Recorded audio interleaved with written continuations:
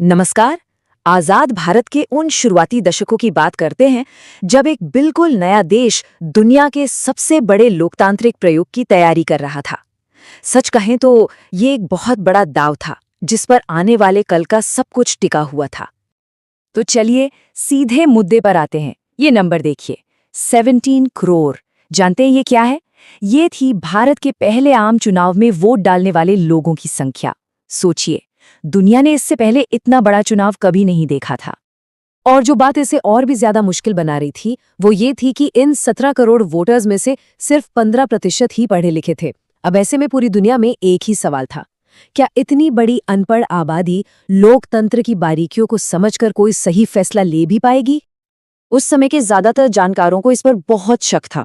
एक हिंदुस्तानी संपादक ने तो इसे साफ साफ इतिहास का सबसे बड़ा जुआ कह दिया था। मतलब सबको यही लग रहा था कि ये प्रयोग तो बुरी तरह से फेल होने वाला है। तो आज के इस पूरी कहानी में हम 5 पड़ावों से गुजरेंगे। शुरुआत करेंगे इतिहास के सबसे बड़े जुए से, फिर देखेंगे कि ये पूरी डेमोक्रेटिक मशीनरी बनी कैसे, कांग्रेस के दौर का आगाज कैसे हुआ, फिर समझेंगे कि ये एक दलीय प्रभुत्व की व्यवस्था आखिर थी क्या, और आखिर में जानेंगे कि विपक्ष ने अपनी जड़ें कैसे जमाई। तो पहला पड़ाव, इतिहास का सबसे बड़ा जुआ। यहाँ हम उस बड़ी चुनौती को ठीक से समझेंगे जो पहले आम चुनाव के रूप में भारत के सामने खड़ी थी। और यही वो सबसे बड़ा सवाल था जिसका जवाब पूरी दुनिया देख रही थी। क्या गरीबी, अशिक्षा और बंटवारे के दर्द से जूझ रहा एक नया नवेला देश सच में एक कामयाब लोकतंत्र बन सकता था? चलिए अब दूसरे पड़ाव पर चलते हैं और देखते हैं कि ये सब मुमकिन हुआ कैसे। अब बात करते हैं उन बुनियादी कदमों की जो भारत ने अपने पहले चुनाव की तैयारी के लिए उठाए थे। जरा इस टाइमलाइन पर नजर डालिए, काम कितनी तेजी और तरीके से हुआ। दिसंबर 1946 में संविधान सभा की पहली बैठक हुई। नवंबर 1949 तक हमारा संविधान बनकर तैयार हो गया और जनवरी 1950 में इसे लागू भी कर दिया गया।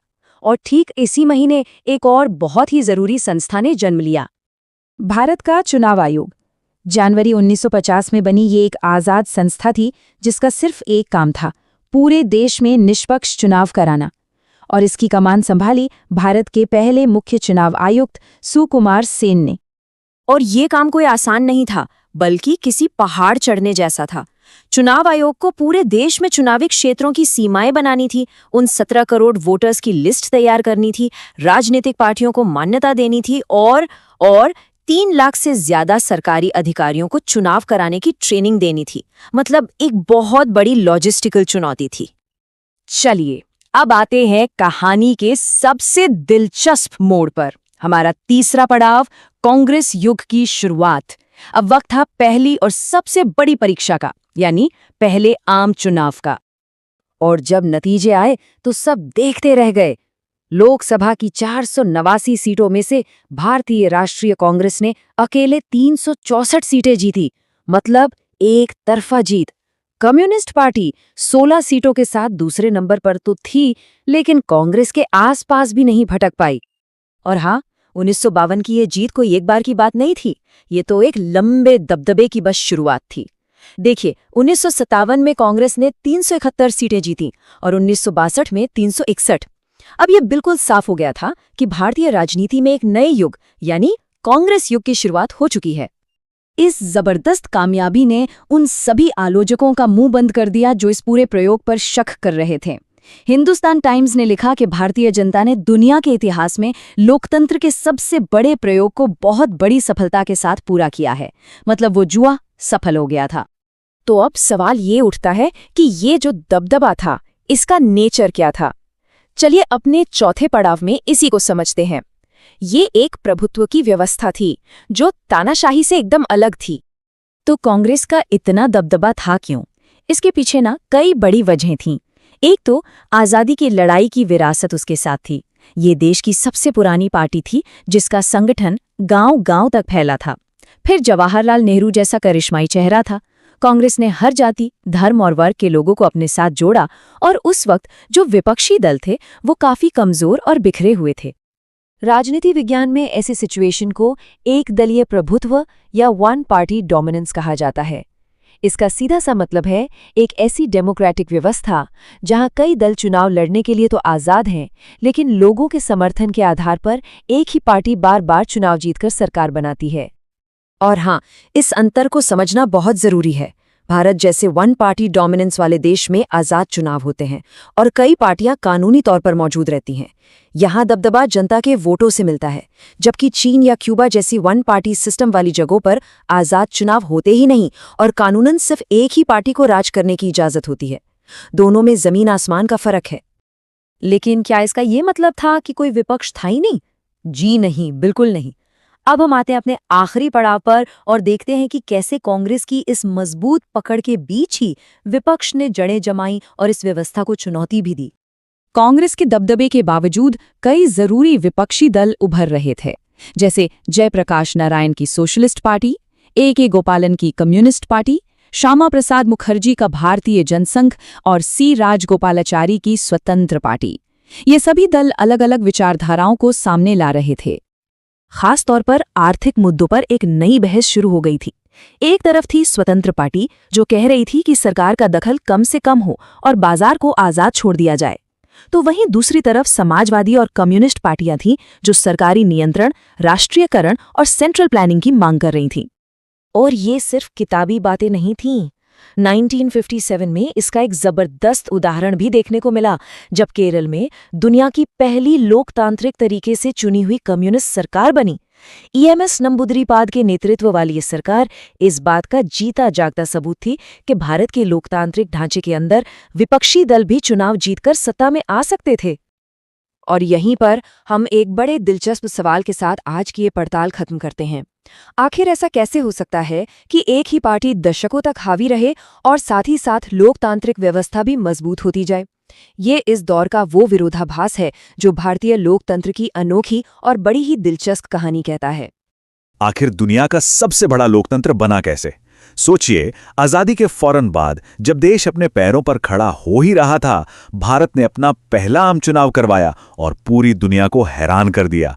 तो चलिए इस कमाल की ऐतिहासिक कहानी को करीब से जानते हैं।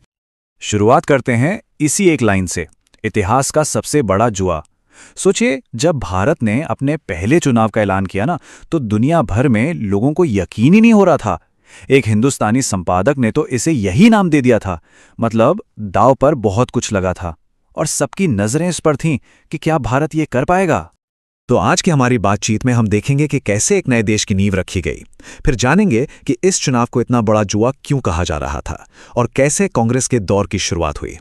हम ये भी देखेंगे कि उस वक्त विपक्ष में कौन सी आवाजें उठ रही थीं और आखिर में समझेंगे कि उस पूरे दौर की विरासत क्या रही।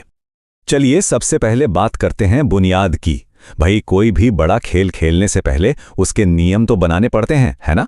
तो भारत के लोकतंत्र के इस विशाल खेल के लिए नियम बनाने का जिम्मा उठाया हमारी संविधान सभा ने। ये सफर वाकई काफी लंबा और चुनौतियों से भरा था। देखिए, दिसंबर 1946 में संविधान सभा की पहली बैठक हुई। फिर 15 अगस्त 1947 को भारत को आज़ादी मिली। नवंबर 1949 तक हमारा संविधान बनकर तैयार हो गया और आखिर में 26 जनवरी 1950 को इसे लागू कर दिया गया।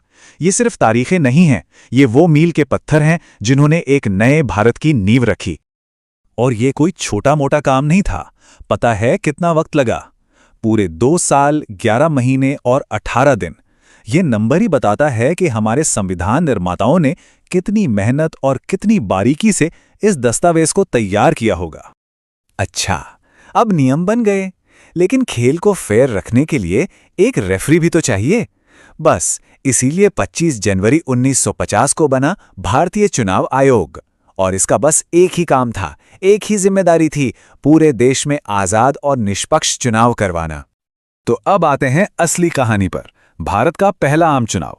ये सिर्फ एक चुनाव नहीं था, ये दुनिया के सामने एक मिसाल पेश करने का मौका था। और जैसा कि हमने पहले ही कहा, चुनौतियां वो तो पहाड़ जैसी थीं। जरा इस नंबर के बारे में सोचिए, 17 करोड़। इतने लोग वोट डालने वाले थे। ये एक बहुत बहुत बड़ी संख्या थी। और मजे की बात ये कि इनमें से ज्यादातर लोगों ने अपनी पूरी जिंदगी में कभी वोट नहीं डाला था। और देखिए, मुश्किलें सिर्फ इस बड़ी संख्या तक ही नहीं थीं। सोचकर देखिए, इन 17 करोड़ वोटर्स में से सिर्फ 15% लोग ही पढ़े लिखे थे। और इन्हीं लोगों को 489 सांसद और करीब 3200 विधायक चुनने थे। इस पूरे कह सकते हो महायज्ञ को सफल बनाने के लिए 3 लाख से ज्यादा अधिकारियों को ट्रेनिंग दी गई थी। मतलब लॉजिस्टिक्स का लेवल ही अलग था। उस समय लोगों के मन में कितना शक था, ये इस एक लाइन से साफ हो जाता है। ऑर्गेनाइजर मैगजीन ने तो भविष्यवाणी कर दी थी कि यह प्रयोग बुरी तरह से फेल होगा, और ऐसा सोचने वाले वो अकेले नहीं थे, कई लोगों को ऐसा ही लगता था। लेकिन हुआ क्या? भारत ने सबको गलत साबित कर दिया। चुनाव के बाद द टाइम्स ऑफ इंडिया ने लिखा कि इस प्रयोग ने उन सारे आलोचकों के शक पर पानी फेर दिया। ये वाकई में लोकतंत्र की एक जबरदस्त जीत थी। तो चुनाव तो कामयाब रहा, पर इसके जो नतीजे आए, उन्होंने भारतीय राजनीति में एक नए चैप्टर की शुरुआत की। एक ऐसा दौर जिसे हम अक्सर कांग्रेस के प्रभुत्व का युग या द एरा ऑफ कांग्रेस कहते हैं। जरा पहले चुनाव के नतीजों पर एक नजर डालिए। ये आंकड़े वाकई चौंकाने वाले थे। इंडियन नेशनल कांग्रेस ने 489 में से 364 सीटें जीतीं, मतलब एक तरफा बहुमत।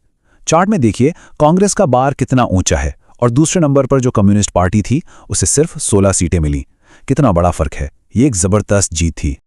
तो क्या ये बस एक बार की बात थी? बिल्कुल नहीं। 1957 में कहानी फिर से दोहराई गई। इस बार तो कांग्रेस और भी मजबूत होकर उभरी, 371 सीटें जीतीं। अब एक पैटर्न साफ साफ दिखने लगा था। और फिर 1962 में हुए तीसरे आम चुनाव ने इस पैटर्न पर पक्की मोहर लगा दी। कांग्रेस ने 361 सीटों के साथ एक बार फिर आसानी से बहुमत हासिल कर लिया। अब यह बिल्कुल साफ था कि आजादी के बाद के शुरुआती दशकों में भारतीय राजनीति पर सिर्फ एक ही पार्टी का दबदबा था, और वो थी कांग्रेस। लेकिन सवाल ये उठता है कि कांग्रेस का इतना दबदबा था क्यों? इसकी कई वजह थी। सबसे बड़ी बात, आजादी की लड़ाई की विरासत उनके साथ थी। ये अकेली पार्टी थी जिसका नेटवर्क देश के कोने कोने में गांव-गांव तक फैला हुआ था। जवाहरलाल नेहरू जैसे करिश्माई नेता थे, और सबसे बढ़कर कांग्रेस एक तरह से एक बड़े छाते जैसी थी, जिसके नीचे हर सोच और हर वर्ग के लोगों के लिए जगह थी। हाँ, लेकिन कांग्रेस के इस दबदबे का ये मतलब बिल्कुल नहीं था कि कोई और आवाज थी ही नहीं। आखिर लोकतंत्र में विपक्ष का रोल बहुत जरूरी होता है, और उस दौर में भी कई विपक्षी पार्टियां धीरे धीरे उभर रही थी। इसका सबसे बड़ा उदाहरण है केरल। 1957 में केरल में जो हुआ वो ऐतिहासिक था। पूरी दुनिया में ये पहली बार था कि कहीं पर लोगों ने वोट देकर लोकतांत्रिक तरीके से एक कम्युनिस्ट सरकार को चुना था। इससे पता चलता है कि कांग्रेस का दबदबा हर जगह एक जैसा नहीं था, और विचारों के लेवल पर भी लोगों के सामने दूसरे ऑप्शन आ रहे थे।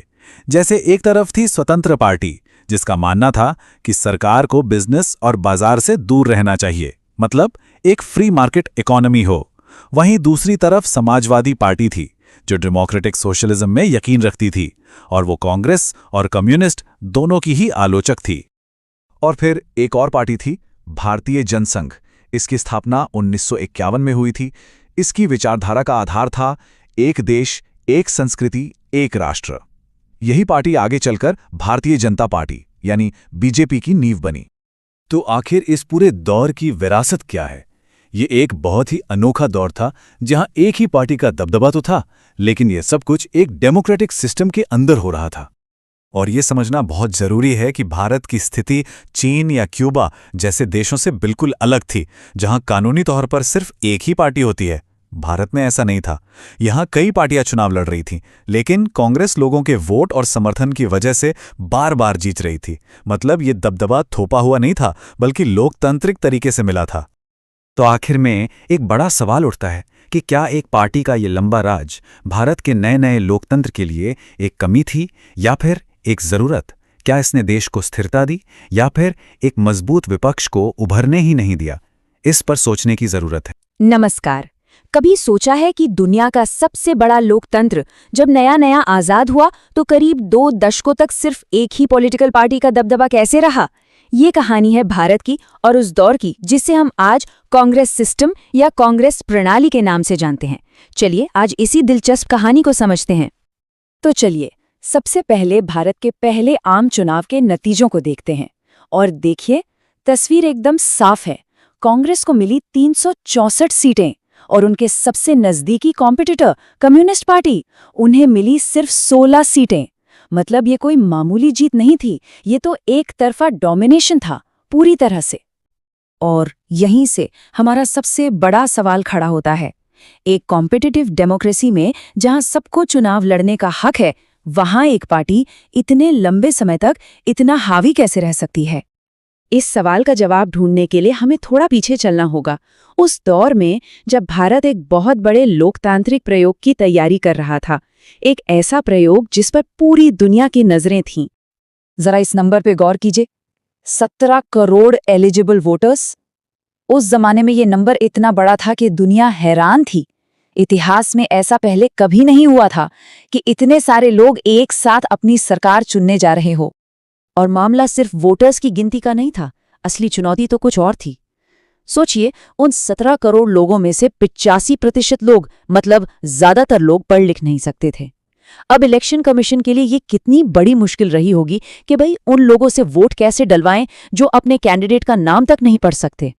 इसी वजह से दुनिया भर में लोग शक कर रहे थे, क्या एक गरीब और ज्यादातर अनपढ़ आबादी वाला देश सच में लोकतंत्र चला पाएगा? एक इंडियन एडिटर ने तो इसे इतिहास का सबसे बड़ा जुआ तक कह दिया था। सबको लग रहा था कि ये एक्सपेरिमेंट बुरी तरह फेल होने वाला है। लेकिन हुआ ठीक इसका उल्टा। भारत ने सारी आशंकाओं को गलत साबित कर दिया। पहला चुनाव एक जबरदस्त कामयाबी बना और दुनिया ने देखा कि कैसे एक नया लोकतंत्र मजबूती से अपने पैरों पर खड़ा हो रहा है।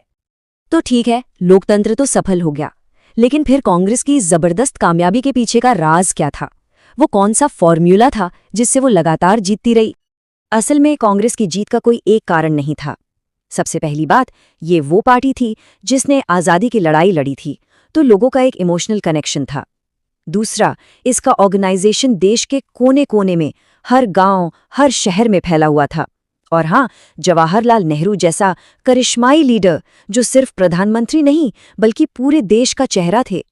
लेकिन इन सबसे भी बड़ी और दिलचस्प बात थी कांग्रेस का अपना कैरेक्टर। वो सिर्फ एक पार्टी नहीं थी, बल्कि एक तरह का सोशल और आइडियोलॉजिकल कोएलिशन थी, एक गठबंधन।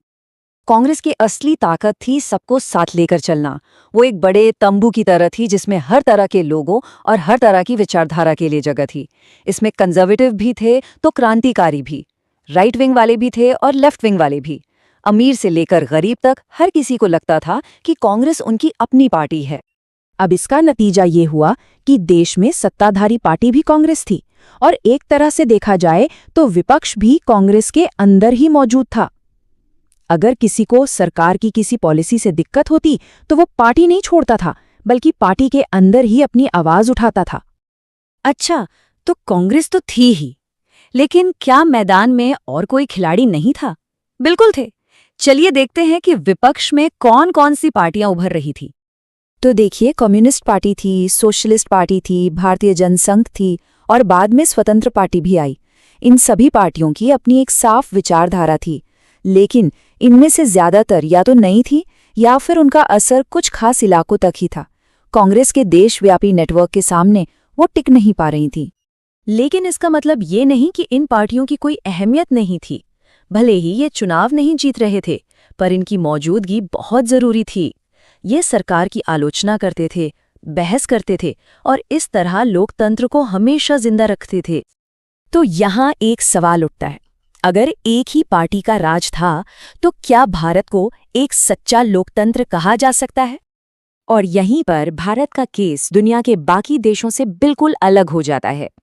कांग्रेस का दबदबा चीन या क्यूबा जैसा नहीं था, जहां सिर्फ एक ही पार्टी को इजाजत हो। यहां कांग्रेस की ताकत लोगों के वोटों से आ रही थी, किसी तानाशाही से नहीं। चुनाव होते थे, वो भी बिल्कुल फ्री और फेयर, और दूसरी पार्टियां भी उसमें हिस्सा लेती थीं। और इस बात का सबसे बड़ा सबूत कि ये सिस्टम कितना डेमोक्रेटिक था, हमें 1957 में केरला में देखने को मिला। ये एक ऐतिहासिक पल था सच में। केरल में कम्युनिस्ट पार्टी ने चुनाव में कांग्रेस को हरा दिया और सरकार बनाई। ये दुनिया में पहली बार था कि कोई कम्युनिस्ट सरकार लोकतांत्रिक तरीके से, यानी चुनाव जीतकर सत्ता में आई थी। इस एक घटना ने साबित कर दिया कि हाँ, भारत में कांग्रेस को हराया जा सकता है और यहाँ का लोकतंत्र बिल्कुल असली है। तो क्या केरल की ये जीत कांग्रेस के मजबूत किले में पड़ी पहली दरार थी? क्या यहीं से उस मल्टी पार्टी डेमोक्रेसी की शुरुआत हुई जिसे आज हम भारत में देखते हैं? ये जीत दिखाती है कि भले ही एक पार्टी का दबदबा था, लेकिन लोकतंत्र की जड़ें इतनी मजबूत थीं कि बदलाव की गुंजाइश हमेशा बनी रही। और यहीं से भारतीय लोकतंत्र की कहानी एक नया और रोमांचक मोड़ लेती है।